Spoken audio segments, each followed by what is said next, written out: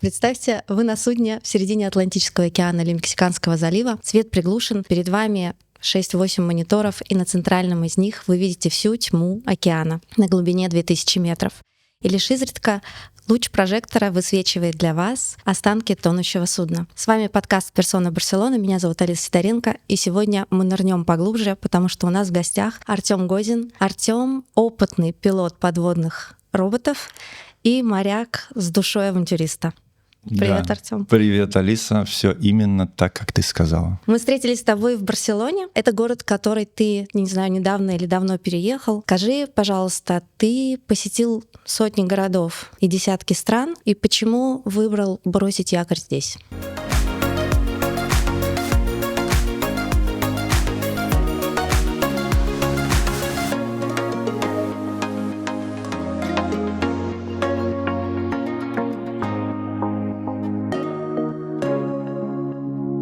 Эта мысль назревала давно, но в 22 году я был на Форте-Вентуре в ноябре. В Риге была погода, сама понимаешь, какая. Я лежу на пляже, 22 год, ноябрь, как сейчас помню, и думаю, работа ж позволяет переехать куда-то и жить где угодно, в принципе. Надо воспользоваться этим шансом. Иначе потом может быть поздно. И началась подготовка, и в 23 в сентябре я переехал. Почему именно в Барселону, почему именно в Испанию? Много раз был в Испании, на судах, в разных портах, и мне всегда нравилась эта страна своей такой открытостью, либеральностью, ценами, людьми и так далее. А Барселона почему? Потому что я не жил в Барселоне. Я в Барселону именно только приехал в декабре прошлого года, но я жил в Таррагоне, что час от Барселоны, я часто сюда ездил. Я просто выбрал на карте ближайшие большие города от Риги. То есть ехал, что у нас тут? Барселона, Таррагона, дальше Валенсия уже далековато. В зоне Таррагона я остался, жил там, и в декабре все-таки решил переехать сюда, потому что уже слишком часто ездил на машине, далековато. Вот твои десятки лет в рейсах, каждый раз с новым экипажем, как с новой семьей, каждый раз в новых местах, вот этот опыт, он тебе в эмиграции помогал адаптироваться? Да, безусловно, потому что новые люди, и, в принципе, я себя чувствую как дома везде на второй день. То есть я приезжаю в любую каюту, она может быть ужасна, это может быть контейнер вообще оборудованный под каюту. И первый день, конечно, есть такой немножко блин. Второй день все, я как дома.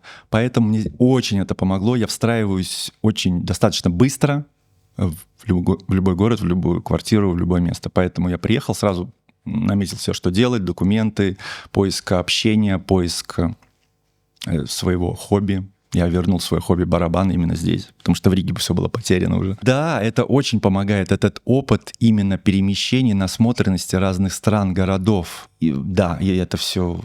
У меня получилось быстро адаптироваться, очень. Я так считаю. Если бы я работал, извиняюсь, в IT, ребят, мне кажется, было бы подольше, извиняюсь. Но тут я, попутешествовал. Да, вот я не в IT, но я тебе, честно сказать, завидую сейчас, конечно, твоему уровню и умению адаптации. Скажи, почему море? Это была романтика, которая тебя привлекала, деньги, которые тебя манили. Что стало триггером, что ты пошел в моря? Так, деньги, знаешь, про деньги рассказываю. Я пошел кадетом в 2004 году, у меня зарплата была в месяц $350. Вот это потрясающе, конечно, было. Море все просто. У меня дедушка и отец, у меня все моряки. У меня не было шансов. Мне отец сказал, если после 9 класса ты, не так, но примерно, не знаешь, кем ты будешь, не будешь знать, ты меня будешь мэкать и бэкать, ты пойдешь в мореходку. По крайней мере, если что, у тебя будет всегда... Да, и ты вернешься к этому, а дальше можешь делать все, что хочешь. И после 9 я пошел в мореходку, не до конца выучился, полгода не закончил, там ушел, долгая другая история. Но благодаря мореходке у меня был этот старт, я пошел кадетом, потом ходил матросом, и вот именно сейчас я уже начинаю понимать, что это моя природа, я люблю перемещения. То есть даже если сидя в квартире 2-3 часа, мне надо куда-то идти. Я не могу. Я что-то теряю.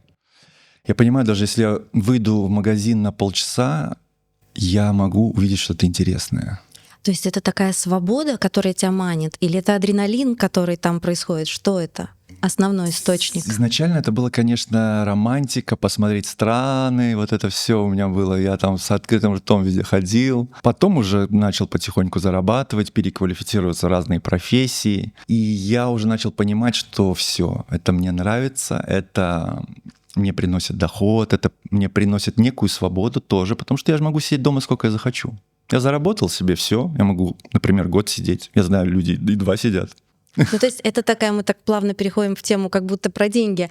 Это такая история, что заработал, и потом можешь, правда, сидеть дома, пока деньги кончились, надо в следующий рейс? Как ты вообще с этим обходишься? Да, как твоя я модель? так стараюсь не делать, чтобы они кончались. Я все-таки стараюсь работать 50% в году. В прошлом году я отработал где-то 45%, это 150 дней. Хотя хотел больше, но не всегда была работа. Год на год не приходится, кризис, и от много чего зависит. Но я стараюсь работать половину, сколько заработал, столько заработал, потратил и так далее. Но это все равно какая-то, в этом есть какая-то свобода финансовая, мне так кажется, да, все-таки. А вот этот вот момент, когда ты, например, 7 месяцев в море на полном довольстве, и потом выходишь, и у тебя такая сочная котлета денег. У тебя есть вот это вот шикануть? Ну, сейчас я работаю по 2 недели, по 3 недели. У меня сейчас шикануть так не получается, потому что все время короткие рейсы. А раньше, когда я ходил по 6, по 7 месяцев матросом, котлеты такого не было, потому что зарплата была не очень, а порты были хорошие. Бразилия, Аргентина, Эквадор, и мы поехали дальше. Везде же хочется погулять, ты же понимаешь. А Туапсе мы зашли, помню. Да, я такой шикануть именно же. Что-то после рейса, да, хочется именно приобрести такое стоящее. Вот, но это надо делать сразу. Пришел с рейса, купил, и все, потом сидишь спокойненько. Потому что если ты сидишь, и в конце что-то купил, все, денег нет. Пришел, как мой отец тоже, он приходит, он, кстати, по 3, по 4 ходит, он на танкерах, да, до сих пор старшим механиком. Да, вот он приходит, что-то у него в голове есть, там телевизор хочу, там огромный за 3000 евро, окей. Он приходит, купил, все, он наслаждается и так распределяет, и все нормально. Слушай, расскажи, пожалуйста, про свой первый рейс. Вот ты вышел, куда ты пошел, как это было? Первый рейс, я помню, вот как всё перед глазами у меня сейчас. Я вообще не летал на самолетах до 18 лет, до первого рейса. Я сажусь в самолет, меня сразу встречают 2 механика, опытных человека. Они меня так оберегают, все рассказывают. Прикольные ребята, их помню. И мы полетели в страну Кот-д'Ивуар. Это Африка, Абиджан. Вот я помню, мы взлетели. Мне уже от самолета, у меня уже...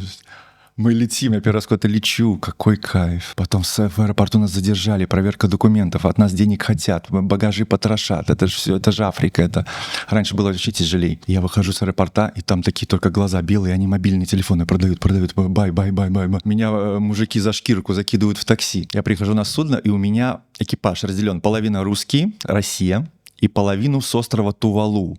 Такие люди на маленьком острове живут, они такие здоровые, хорошо говорят по-английски. И я как-то с ними немножко так боюсь, но я понимаю, что мое внутреннее очень любопытное, и мне очень хочется с ними дружить. Я так hi, hello, where is там, английский у меня хороший всегда был, учительница, конечно. Да, вот это первый рейс, 6 месяцев. Я с тувалийцами так сдружился. Я, в принципе, уже говорил на тувалийском языке. После 6 месяцев, я тебе клянусь, мы на швартовке с боцманом разговаривали на тувалийском, у них всего 16 букв, они много там слов нет. Вот. И это было что-то невообразимое. Потому что боцман плакал, когда я уходил с судна. Реально у него слезы текли. Трогательно. Очень трогательно.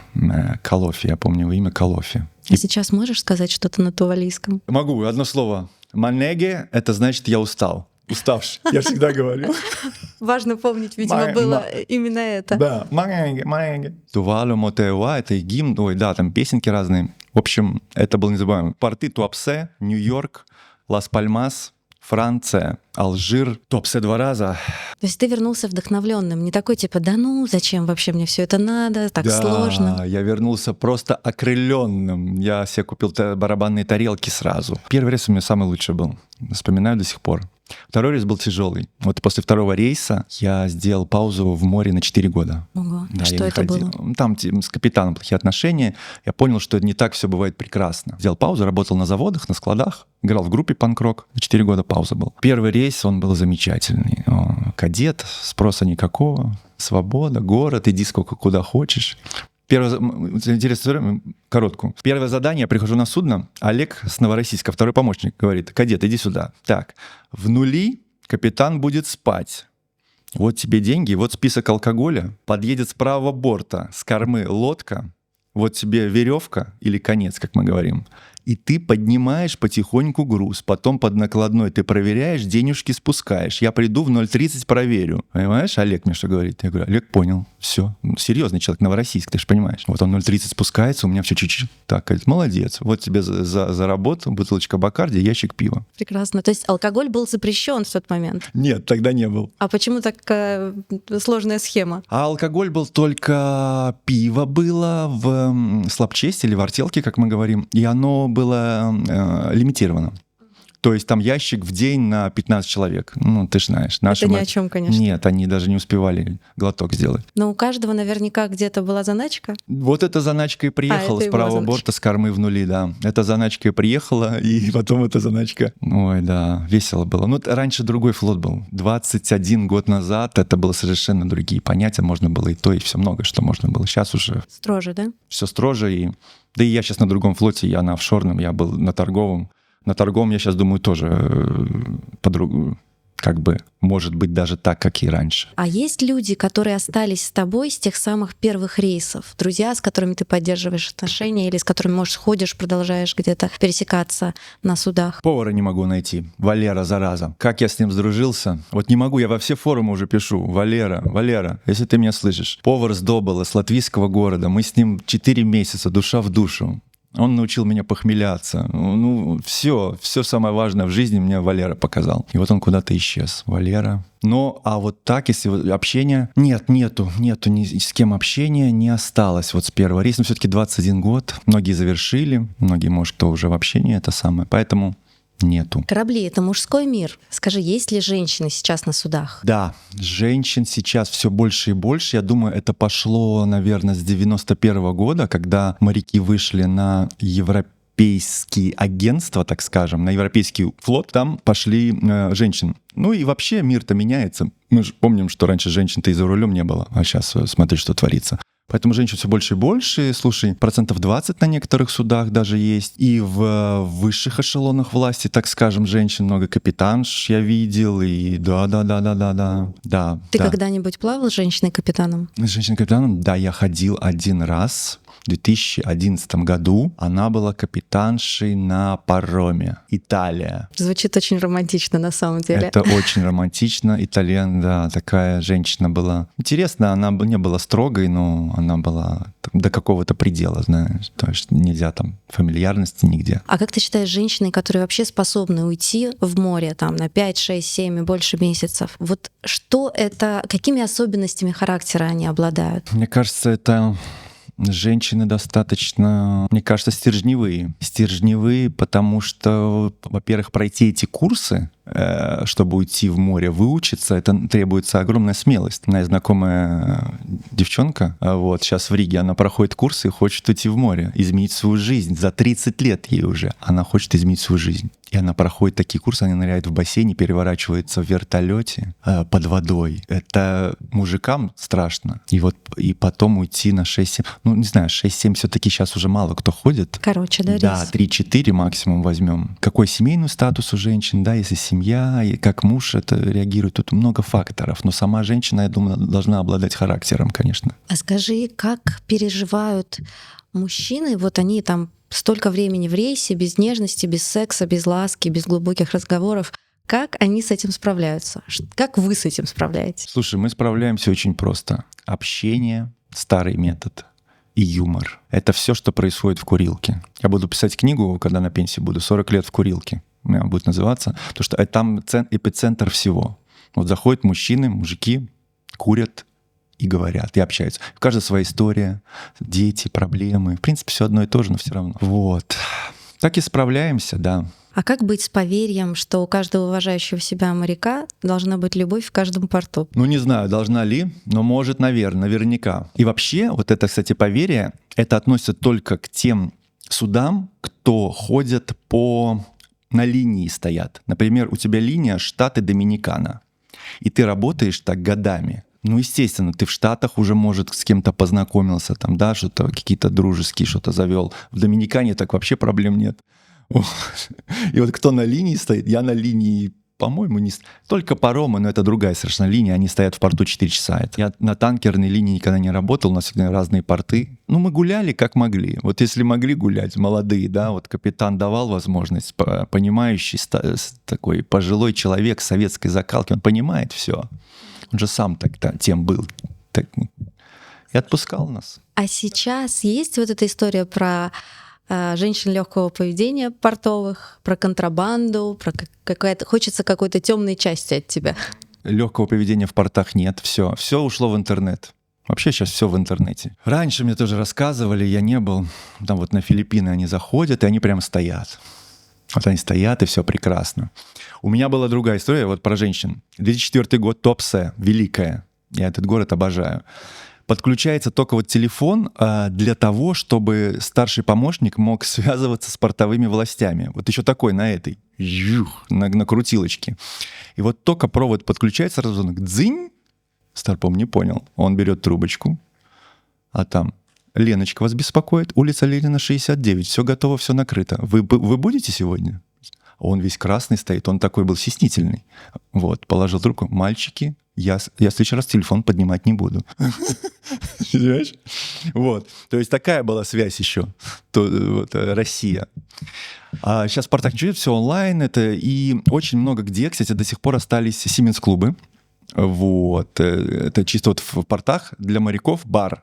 И туда могут приходить кто хочет, и вот там всякая тусня происходит. Контрабанда. Мне кажется, да. Вот тут, смотри, чего здесь мы можем подойти? Можно там и топливо там мухлевать, там, ну, в основном сигаретки там чуть-чуть. В основном, мне кажется, это все-таки африканские регионы этим занимаются. И опять же, это люди, которые работают на большом флоте, которые там, ну, не офшор точно. Вот я с этим не сталкиваюсь. Слышал истории, перевозки наркотиков, давали денег, больших денег матросам. И он приезжал, Россия, вдвоем они везли, первого пропускают, второго, извините. Они все знают. А для статистики надо взять. И вот второго иди сюда. И 7 лет в крестах. Да, было. Так что все, я думаю, есть. Просто я последнее время вот с этим, да, не сталкиваюсь, слушай. Были ли у тебя какие-то истории, связанные с опасностью? Я не знаю, там пожары на корабле, пираты, что-то такое, когда тебе было по-настоящему страшно? Да, пираты атаковали. В Нигерии, 2004 год, я кадетом, первый рейс. Мы на якоре стоим близко к берегу, по-моему, мили 2-3, ночь. Тревога звучит. Ию. А я, как такой кадет не очень ответственный, я подумал, что это какая-то фигня. Я вообще не понял, что это? Я хочу спать, сказал я себе в 18 лет. И я дальше заснул. Оказывается, они забрались ночью по лестнице, по трапу и украли у нас такие местечковые пираты швартовый конец новый, который стоил $10 000, капитан потом сказал. И он с ножиком зашел, одни глаза торчат, и этот тувалиец здоровый, он взлетел на мост от страха, понимаешь? Он так испугался, и объявили тревогу, и все выбежали, кто с ножами, там повар, кто с молотками, и все выбежали, что такое. Они уже все уехали. Была такая мини-атака пиратов, да. Потом мы начали стоять не на якоре, ушли в дрейф где-то 20-30 миль от берега. Ой, а так вот, чтобы я горел, тонул. Ну, волны были 20 метров, да, судно 50 метров, волны 20. Вот мы 3 дня спали в спасательных жилетах, потому что если мы же на волне стоим, вот, а если двигатель глохнет, судно плавненько разворачивается бортом и переворачивается, поэтому... То есть вот эти картинки, когда показывают, что нос падает с огромной высоты там 10-этажного дома, это правда? Да, это все правда. Это я испытывал на себе. Северное море возле Шетландских островов. Это ужасно было, конечно. 3 дня просто мрака. Вот, но ничего, не заглохли, выжили.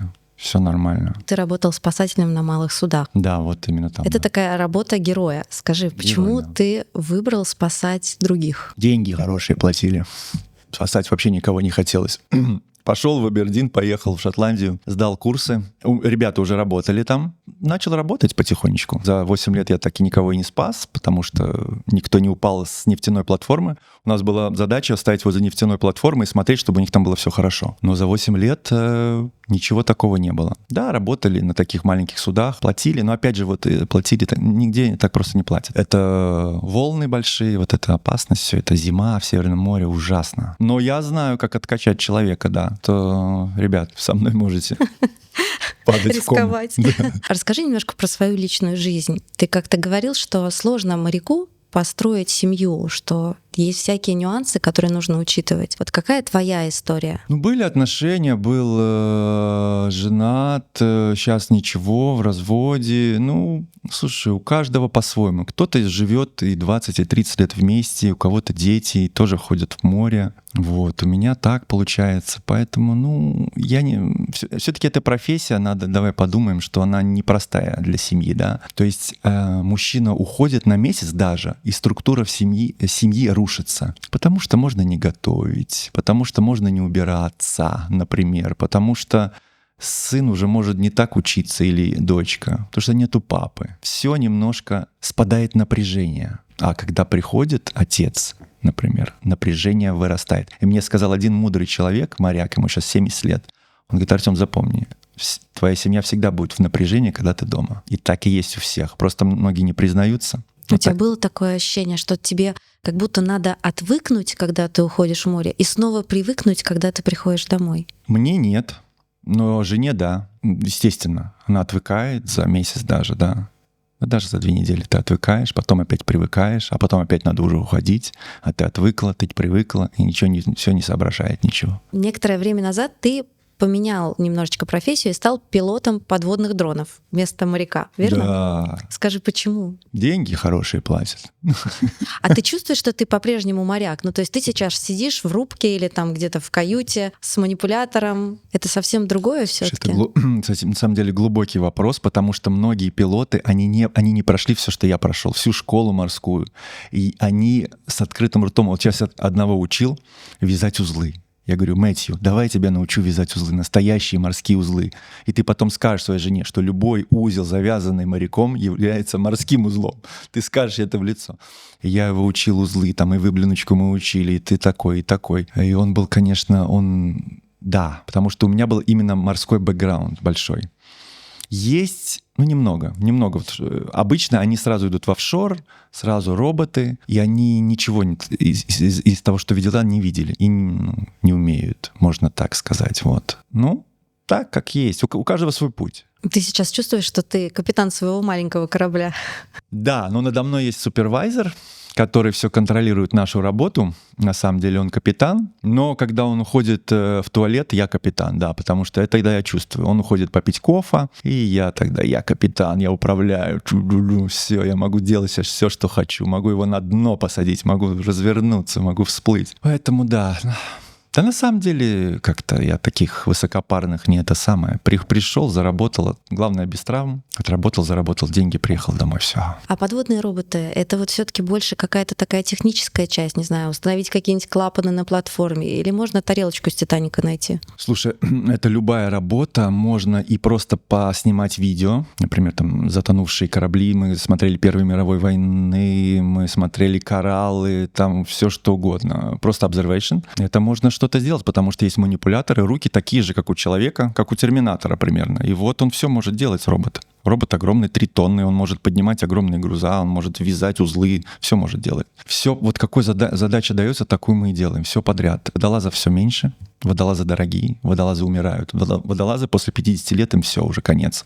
У них давление, там очень много всего. Есть, конечно, такие работы, которые делают водолазы, например, подводная сварка.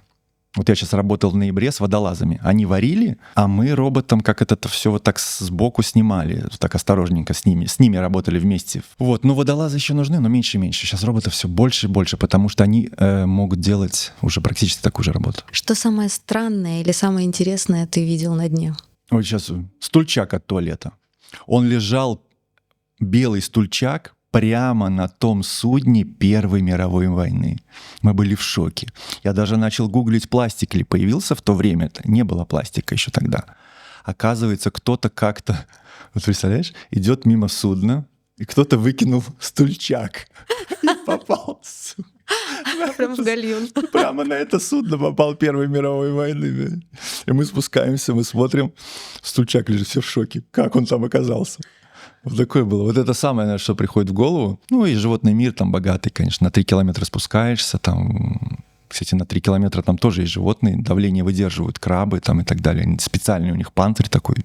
Какие-нибудь большие кальмары? Да, Нет? там кальмары, акулы у нас были, все, рыбки. Жак и Кусто, помнишь такого? Конечно. Это гениальный чел, 90-е годы. А для тебя это все-таки больше творческая часть? Есть вот творчество в твоей работе? Или это технологическая какая-то часть? Ну, не знаю. Я бы, наверное, не относился к этому как к творчеству. Все-таки это все-таки немножко другое. Работа. Конечно, всегда хочется где-то уйти в романтику, там, знаешь, такой, я же моряк, там, романтика, творчество. Ну, с возрастом уже все меньше романтики, все больше. Уже были уже все. Сказки убираем. Слушай, а ты развиваешь свой аккаунт, очень интересно рассказывая, правда, про свою работу. У тебя какая там глобальная цель? Чего бы ты хотел? Глобальная цель? Да. Рекламу продавать. Да?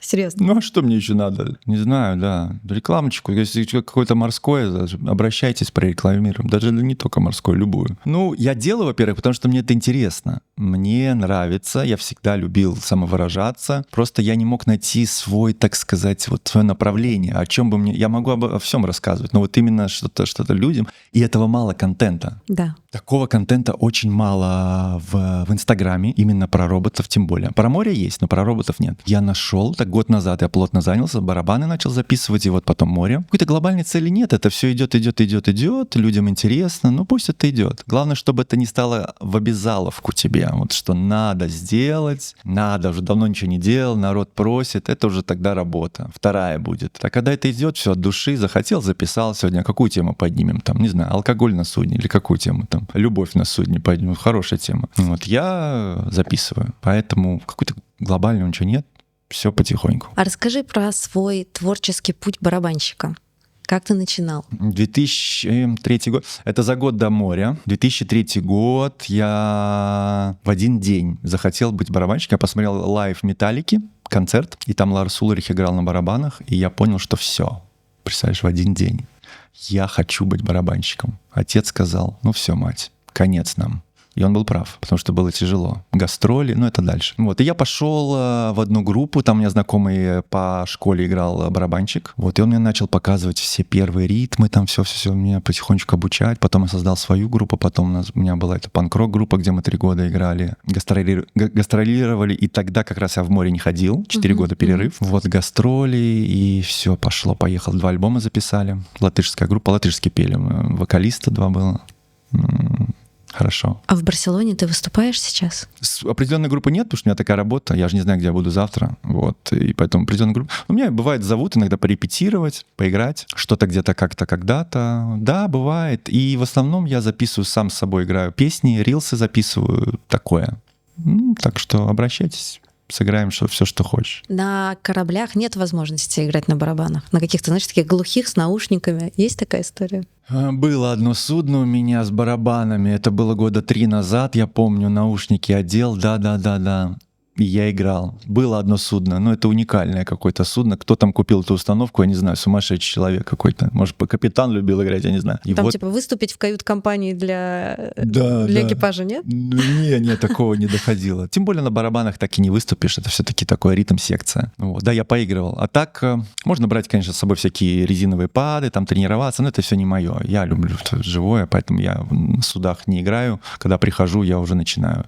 Продолжаю, вернее. Артём, а есть ли интересные морские истории? Есть. Очень много интересных морских историй у меня накопилось, естественно. Расскажу сейчас сразу. В Нигерии мы заходим в порт, я стою на баке, швартовка, и я вижу, как по речке приплывает труп, представляешь? Это, по-моему, был первый месяц моего контракта. Я к тувалийцам, я говорю, ребята, what's up, what's happening, what's this? Он говорит, this is normal, this is Nigeria.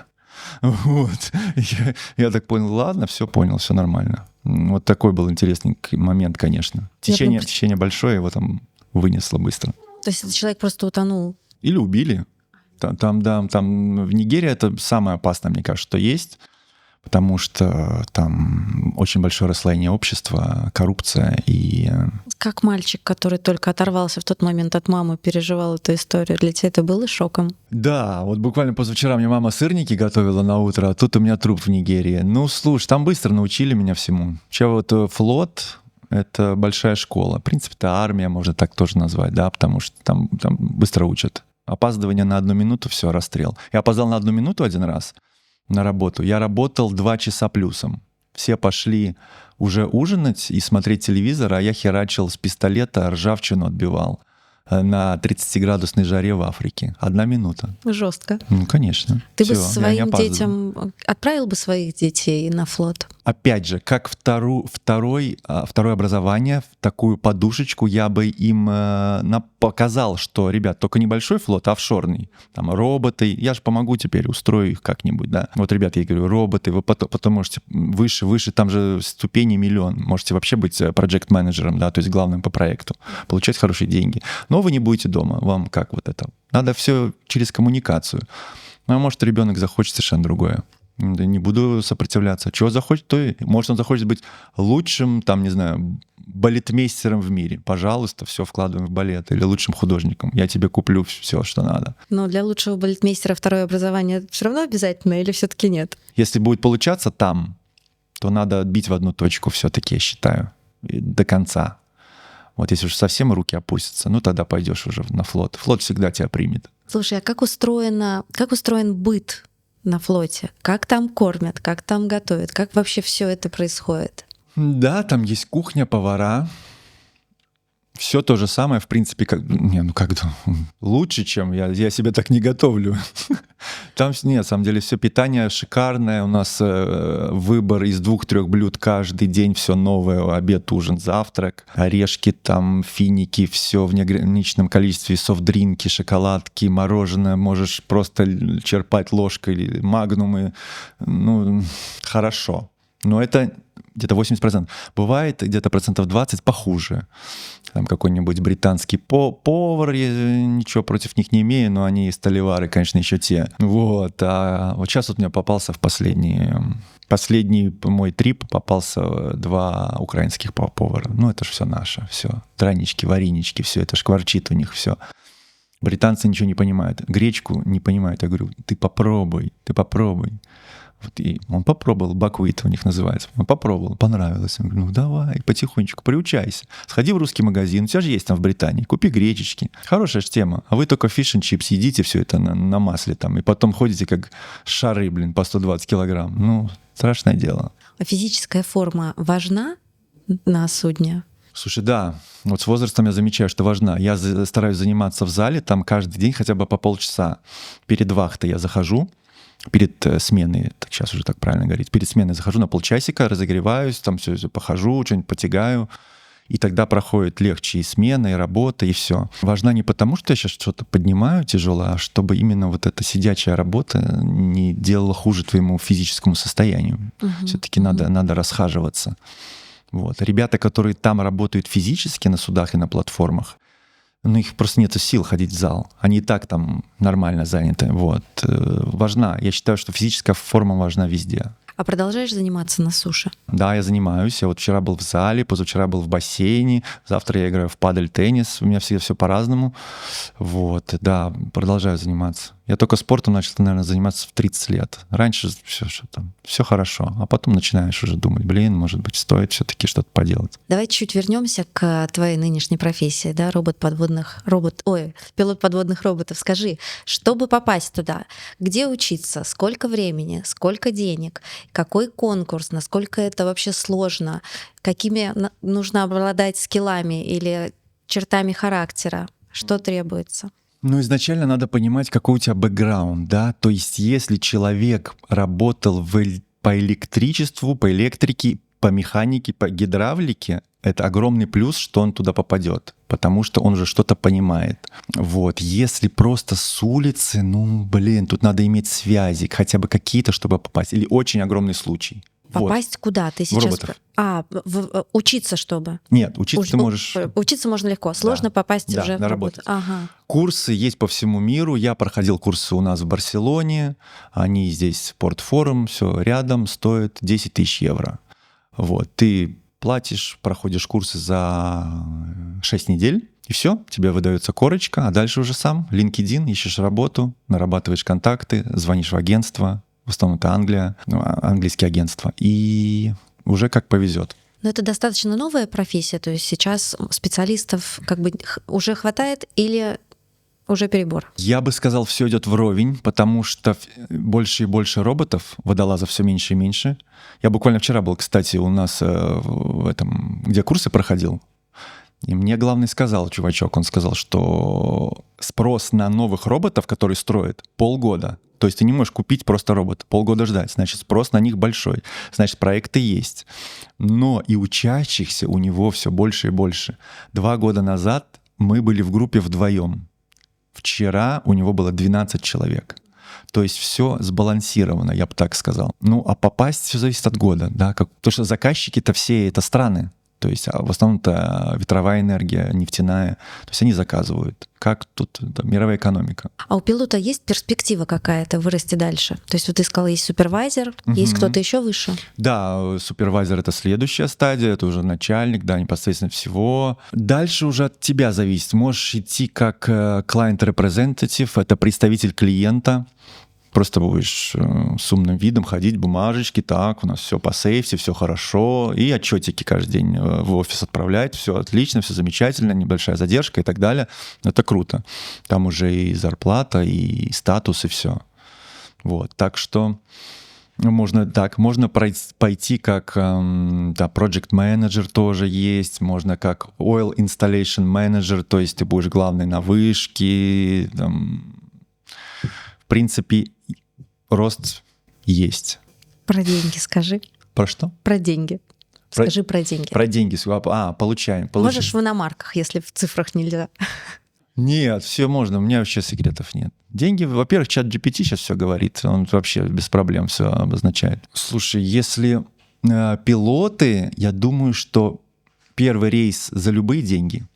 Я вообще первый рейс сказал, что сколько дадите, столько дадите, мне все равно. А они все равно спрашивают, сколько надо? Она же боялась продешевить. Все-таки дала больше, чем я ожидал. А так, в принципе, в наше время, я думаю, можно просить 500-700 евро в день. Дальше, естественно, супервайзер чуть побольше на соточку. А вот уже, что я говорил про клиентов и про ОЭМов, там уже, я думаю, где-то ближе к 1000 в день.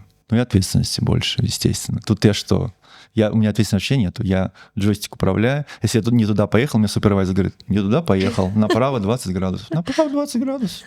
Все. А вилочка всего 300 евро. Слушай, а бывало, что, не знаю, кабель обрывался, робот тонул, какая-нибудь такая патовая ситуация? Бывало, Алиса, слушай, точно. Прям у меня все в прошлом году было, да, в июне произошел сбой софтвара, и робот начал крутиться вот так вот. И мы не видели, что он крутится, потому что у нас на радаре ничего не было. Мы просто были на глубине 2000 метров. Синева. И оказывается, он начал крутиться как сумасшедший. А мы просто... Все нормально. И все зависло. И потом мы начали его поднимать, и вот этот кабель, за который мы тянем, он был в огромный узел связан, конец.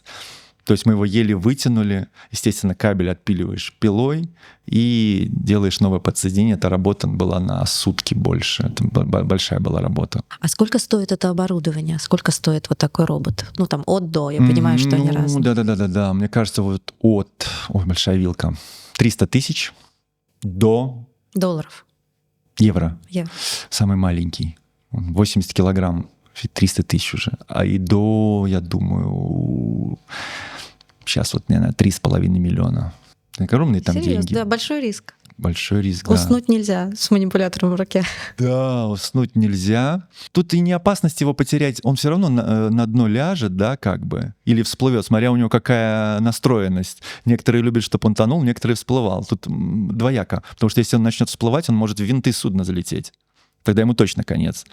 Некоторые супервайзера любят, чтобы он был лучше вниз. Окей, я с таких тоже встречал.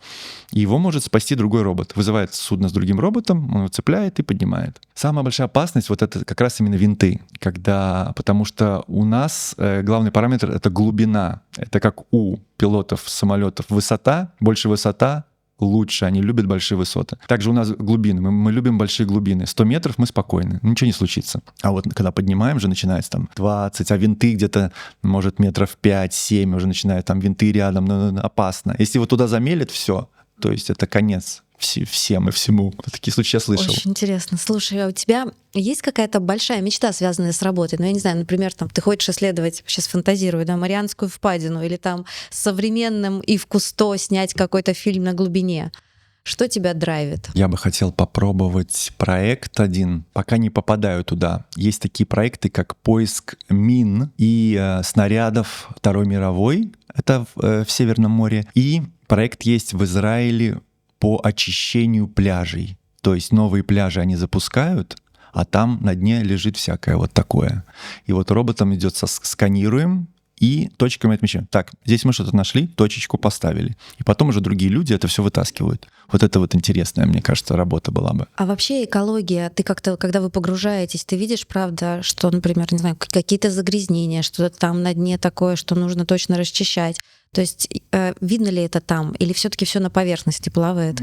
По экологии никаких проблем не было. Единственное, что у нас беспокоит всегда, это видимость. Это очень важно, потому что видимость плохая зимой в Северном море. Вот сейчас у нас была видимость 50 сантиметров. Ничего не видишь вообще. Все по радару. То есть большой радар, и вот ты на него смотришь, и вот видишь что-то, вот там какая-то точка, ты туда летишь, и ты не видишь ничего. И вот 50 сантиметров ты вот приближаешься. А с какой скоростью двигается робот под водой? Слушай, вот не знаю, вот это по скоростям не знаю, но мне кажется, максимально он может двигаться, может узла 3-4. Судно, если максимально вот идет там 12, например, то робот где-то 3. Ну, ему не надо быстро. Главное, безопасно. А вот в Африке я был в декабре, в Конго. Это была потрясающая видимость. Там был этот Атлантический океан, Гвинейский залив, и мы видели на 100 метров. Это такой кайф, едешь. Не надо радар, ничего не надо. Ты едешь как по дороге, как на машине. И вот эта платформа, ты понимаешь, куда залетать, все отлично. Если бы сейчас вернуться в твой 9 класс, ты бы повторил все с самого начала, весь тот путь, который ты прошел, или бы исключил что-то оттуда? Я бы, конечно, что-то изменить, конечно, хочется. Я бы, наверное, не сидел 8 лет в спасателях. Очень долго я просидел. Сладкое место, английская пенсия, перманентный контракт, и все так было месяц через месяц. То есть я знал свою жизнь наперед. Месяц через месяц, всю жизнь. Ты уже отмечаешь даты. Я засиделся там очень. Надо было, может, года 2, 3, 4 поработать и уже линять на большой офшор. И хорошо, что я встретил одного человека в аэропорту, тоже судьба. Я спросил у него, где ты работаешь? Он говорит, а я уже там на нефтяных платформах работаю. Я говорю, о, круто. Он говорит, давай, переходи, я тебе все курсы распишу, давай, подтягивай, что ты сидишь на этом стендбае? И я вот тогда вот решился в 2021 году и нисколько не жалею. Но долговато я там засиделся, на этом пенсионерском флоте. Но ты вот живешь все-таки в Барселоне, возвращаешься в этот порт приписки. Да. Скажи, бачату танцуешь? Нет, я люблю танцевать, это видно по моему инстаграму. У меня сейчас готовится большой дэнс-баттл с одной блогершей из Латвии, будем танцевать. Я уже свою записал кусок, а она все не может. Но, видимо, к выходу этого видео она уже запишет. Танцевать обожаю. В 90-е годы родители показали, что такое настоящие танцы. Почему родители? Ну, потому что родители в 90-е были молодые. А они танцевали? Конечно. Что танцевали? Каждую пятницу, субботу во всех кабаках Риги родители прелесть. танцевали. А мы смотрели. Да, танцевали. Бачату не танцую. Мы, помню, с бывшей женой хотели заниматься, но так и не дошли. Какое твое самое любимое место? В Барселоне мне очень нравится драйв вот именно вот этого города со стороны, я бы сказал, Барселонеты. Ужасное место, многие мне скажут, не надо. А вот я вчера там был, и вот этот променад, опять же море. Ну, это я же не могу без него. Я живу 80 метров от моря, у меня дом.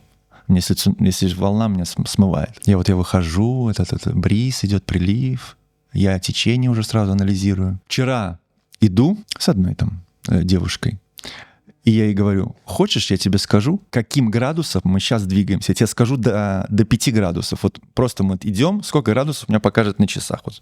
Она не поверила. Давай. Я говорю, 220 градусов. Я раз часы, 217.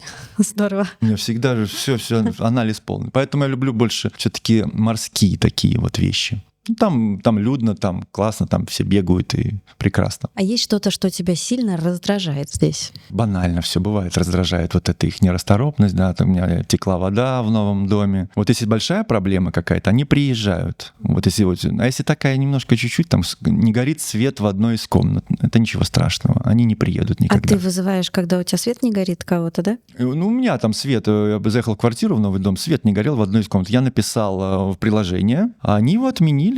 Сказали, это... Лампочку поменяйте просто. Да, она сказала, это не наши дела, там как бы это все, вот это немножко такое. Есть моменты, я там заказывал стиралку, она не могла прийти 2 недели, потом я им позвонил, отменил. То есть в Латвии, я бы сказал, в Риге сервис, мне кажется, как и в России, как в Москве, как я слышал, он на высочайшем уровне. По кнопочке тебе приедет... Можно решить все. Можно решить все Да. и очень быстро. Да, это так. И поэтому здесь становятся очень востребованными наши ребята, которые работают. А ты говоришь по-испански? Я учу испанский язык, у меня каждую неделю урок онлайн либо офлайн. У меня 2 преподавателя, так получилось. Девушка офлайн здесь, и онлайн у меня там 1 украинский хлопчик. Поэтому учу, что-то говорю, кто-то даже оценил, что нормально уже. Там хотя 2,5 года здесь живу, но я же не всегда. Дели на 2. Ну, да, что-то нормально. Ты чувствуешь себя интегрированным как-то в сообщество, в культуру? Ты перенимаешь какие-то традиции? Если у тебя друзья местные? Нет. Вот этого, кстати, минус большой. Вот друзей нету, знакомств тоже испанских нету. Все наши ребята. В основном-то все это мы... Это я знаю по судам. Будут 2 поляка вместе сидеть за столом, всегда кушать. 3 русских. Даже если они друг друга ненавидят, они будут всегда втроем. Потому что это культурный код, языковой. Потому что ненависть и любовь — это одно и то же, не забываем. И они всегда будут втроем сидеть. И все по национальному признаку разбивается. Поэтому как-то мы вот больше ребят русскоговорящих у меня здесь. Ну, несмотря на то, что у тебя все время интернациональные команды вокруг тебя, ты ищешь своих? Своих ищу. Своих уже нашел, мне кажется, здесь. Да, у меня есть пару людей очень близких мне, я бы так сказал, кому можно доверить много чего. Это круто. Больше и не надо их. 1-2 человека. Вот, с которым можно в любой момент поговорить, встретиться и все. А так круг общения большой. Это музыканты, квиз по пятницам. Расскажи, Ты что квиз за не квиз? играешь? Нет. Квиз-плиз, это же с Москвы пошло эта тема, она сейчас по всем городам. Вот. И типа что, где, когда. Интеллектуальный. Да, вопросы, ответы, пиво, пицца, все это естся, все там. Квиз-плиз, классная тема. Командная. Ваша команда выигрывает? Наша команда по итогу прошлого сезона заняла 1 место. Это была фантастика. Как называется команда? Черитас. Ребят, привет вам всем, обожаю вас. Почему Черитас? А это уже капитану, не знаю, у него же там какие-то там, знаете, свои мысли, поэтому еще не знаю. Да, так что много всяких. Волейбол летом обязательно. Группа волейбольная есть тоже. Этому общения, в принципе, хватает. Путешествуешь ли ты вокруг Барселоны? Выезжаешь куда-то? Да, у меня есть машина. Так как я переехал на машине с Риги. Я же в Союзе живу. Я же родился в Союзе и сейчас в Союзе. Все в Союзе. Вот и поехал на машине. Да, лыжи обязательно. 2 раза уже было. Сейчас хочу 3-й раз съездить. Всякие городки посещаю. Да, езжу. На машине ездил на юг, Аликанте. На север ездили туда, Кантабрия. Да, круто там тоже, кстати. Так что езжу везде. Я всегда куда-то еду. Ты видишь себя здесь через 20-30 лет, на старости? 30 я бы уже, наверное, пошел к пенсии. Я все-таки вижу себя через 30 лет на Тенерифе, где-нибудь лежащим, потому что там уже не замерзнешь, там можно жить где угодно, и пишущим книгу. 40 лет в курилке. Мои морские эпосы, вот где-нибудь на острове. Отопление не надо платить. Спокойненько взял себе какую-нибудь халупочку и все, сидишь как этот пират бывший. Можно вопрос от моей младшей дочки? Да. Мегалодон существует? Кто? Мегалодон. Это кто? Бог? Нет, это такое самое большое животное морское. Мегалодон? Да. Я думаю, что он где-то по-любому есть, потому что океан, он невозможно его изучить весь. Это 70% земли. А в глубину сколько? Ты представляешь, сколько это воды? Потому что, я думаю, есть. Вот я был на Лохнесском озере недавно в Шотландии, заехал сам туда посмотреть. Там точно что-то есть. Да? Да. Там даже такой вайб, оно огромное, глубокое, и такая дымка идет, такой дождик, и тишина. Ни одного человека нет. И вот ты ходишь возле этого озера. Интересно очень. Эпично. Так что все, что говорят, все правда. Самое красивое место на Земле, которое ты видел? Мне очень понравился Ниагарский водопад. Спасибо капитану, заплатил $300, заказал нам такси со словами: ребят, мы первый и последний раз здесь, вы потом будете вспоминать это всю жизнь. Вот вам деньги на такси, едьте, посмотрите, это феноменально. Одна половина в Канаде, другая в США, огромнейший водопад, фантастика. А так, лучшее место там, где я сейчас. Спасибо тебе большое. Спасибо Я тебе, очень Алис. рада с тобой поговорить, было очень интересно. Круто, спасибо всем. Спасибо, что посмотрели нас до конца. Подписывайтесь на наши социальные сети, все ссылки в описании. И ставьте лайки.